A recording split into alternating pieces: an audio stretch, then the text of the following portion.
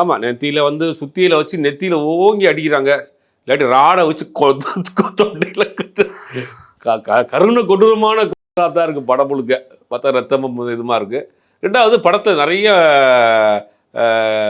என்ன சொல்கிறது, வில்லன்ஸ் எல்லாருமே வில்லன் தான்.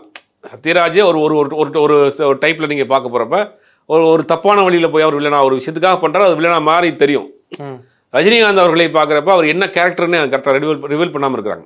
அவர் இந்த டான்ஸ் பெர்ஃபார்மன்ஸாக இருக்கட்டும், ஃபைட்டாக இருக்கட்டும், ஒரு மண்டபம் ஒரு மேன்ஷன் வச்சுருக்காரு, அங்கே இருக்க படிக்கிற ஸ்டூடெண்ட்டுக்கெலாம் வந்து ரொம்ப கம்மியான வாடகைக்கு ரூம் கொடுக்குறாரு, சாப்பாடு போகிறாரு அப்படிங்கிற அவருடைய டீட்டெயிலிங் இல்லை.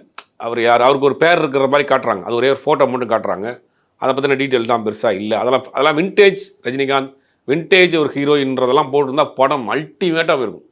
அதாவது எந்தெந்த விஷயத்தை டீட்டெயிலிங் பண்ணணுமோ அதை விட்டுட்டு தேவையில்லாத விஷயங்கள் எழுத்து எடுத்து வச்சுருக்காங்க இந்த படத்தில். அது ஒரு பெரிய இது.